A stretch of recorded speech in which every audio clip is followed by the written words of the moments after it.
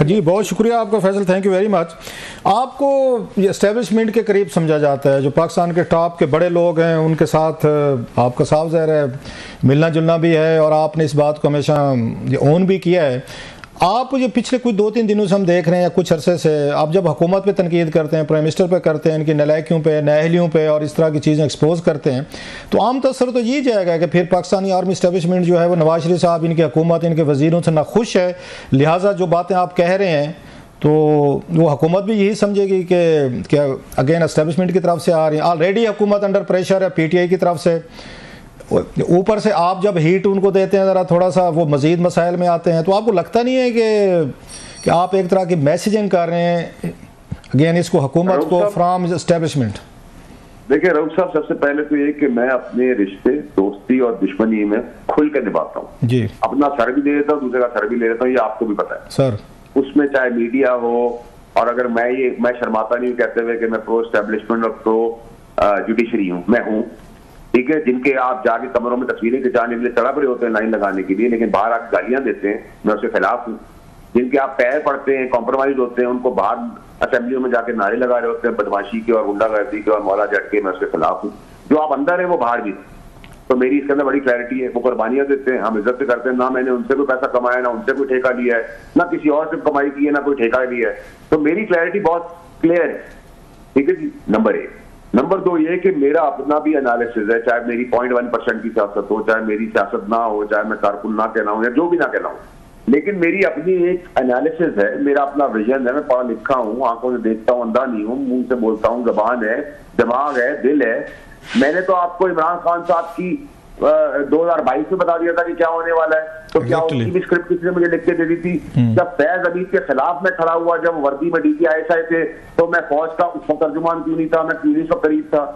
और अगर मैं आज नून लीग की बात कर रहा हूं, तो अगर नून लीग अपनी हमाकत में मार्केट नहीं कर सकती, अपने पैरों पर खड़ी नहीं हो सकती, सस्ती चीजों को मार्केट नहीं कर पा सकती, पीरनी या बुशरा बीबी के नैरेटिव को बारीकी से आग लगा के रियासत और पठानों को आमने सामने खड़ा करने की कोशिश करती है, फौज को PTI के सामने खड़ा करने की कोशिश करती है, तासुर देती है, जबकि वो खुद उसके आमने सामने खड़ी है।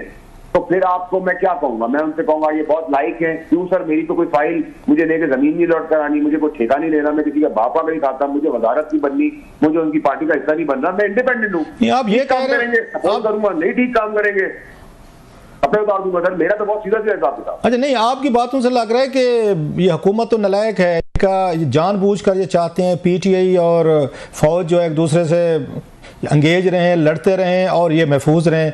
आपकी बातों से तो ये तस्वर लग रहा है कि उन दोनों को लड़ा के खुश है। आपको मैं तासुर नहीं, हकीकत है।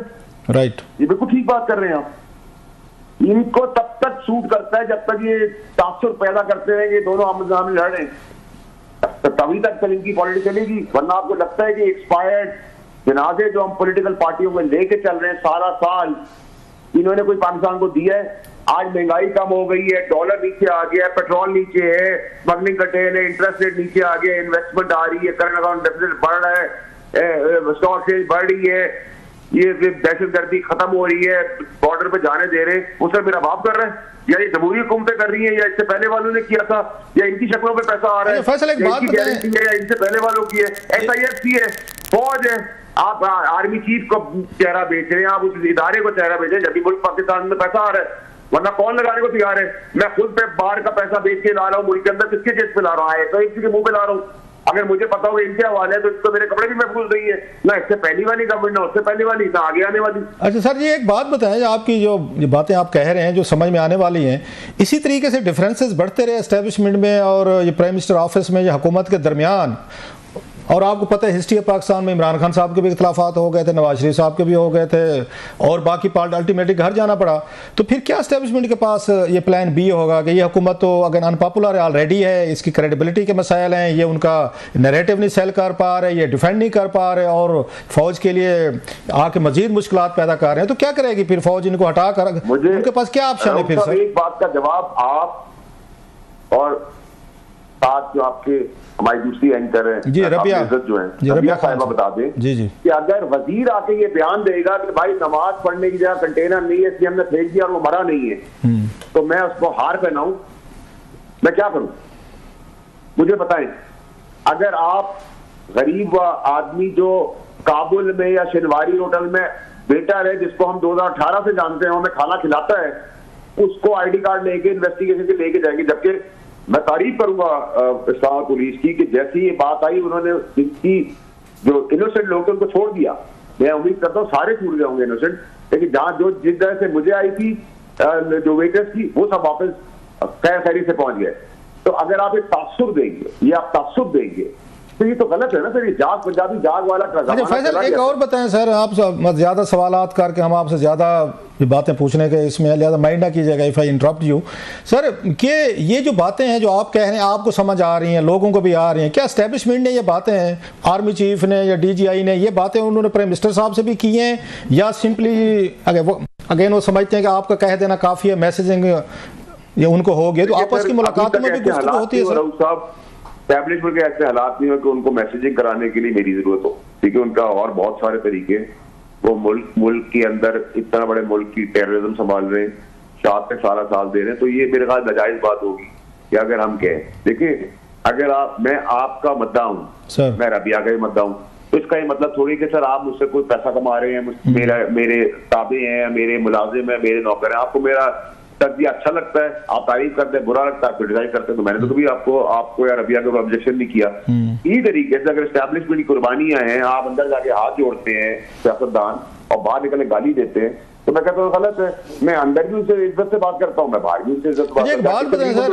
वहां किसी का बाप नहीं खड़ा हुआ, फैज अमीर के आगे DGI का यूनिफॉर्म मैं खड़ा हुआ, कौन सी चीजों से मैं नहीं गुजरा, आपको नहीं पता रहू साहब, तो उस वक्त तो मुझे कभी किसी ने क्रेडिट नहीं दिया कि भाई तू तेरी सोच ही बड़ी। जनरल फैज अमीर साहब से याद है सर जी, उनका वो चल रहा था, वो सुन रहे थे कि उनका तकरीबन कंप्लीट हो गया है कोर्ट मार्शल, कोई उसकी खबर है सर? आपको कहा था रऊफ साहब के 25 नवंबर 24 की तारीख इसलिए कही है PTI ने प्रोटेस्ट, क्योंकि 25 से चार्जेस फ्रेम होने, वो 25 के बजाय 5 को हुए, आज जाके हुए।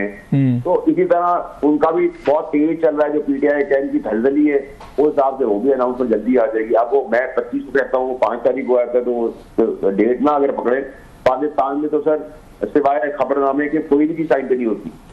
तो अच्छा, उस हिसाब से अगर आप चलें तो वो चीजें बिल्कुल। तो खान साहब पे कोई मिलिट्री ट्रायल आप खान साहब पे मिलिट्री ट्रायल होते देख रहे हैं इन कनेक्शन विद ये जनरल फैज साहब के? क्योंकि बहुत सारी बातें होती रहती हैं, वहाँ UK ने भी कहा जनाब कि शायद मिलिट्री ट्रायल ना होगा। आपकी क्या रीडिंग है? आज उन्होंने 9 मई पे तो उन्होंने वो लगा दिया, पहले कहते हैं 9 मई भी नहीं करें, उन पर नहीं लगाएंगे, आज वो भी लगा दिए। तो मिलिट्री ट्रायल की क्या आपके पास खबरें हैं सर? कभी भी मैं आपको कभी ये नहीं कहूंगा कि ये पॉसिबिलिटी तो इसकी है। अच्छा, इसकी पॉसिबिलिटी ना होना जो है वो पेपर के ऊपर नहीं, बहुत ज्यादा पॉसिबिलिटी है इसकी, और इसको हमें बड़ा सीरियसली रहती है। इसी जेल के अंदर तारा मसीह भी था सर, याद रखिए। आप ये भी याद रखिए मुल्क की हिस्ट्री के, मुल्क में ऐवान से फांसी के फंदे पे चढ़ा दिया और जेल से ऐवान में बिठाया इस मुल्क में।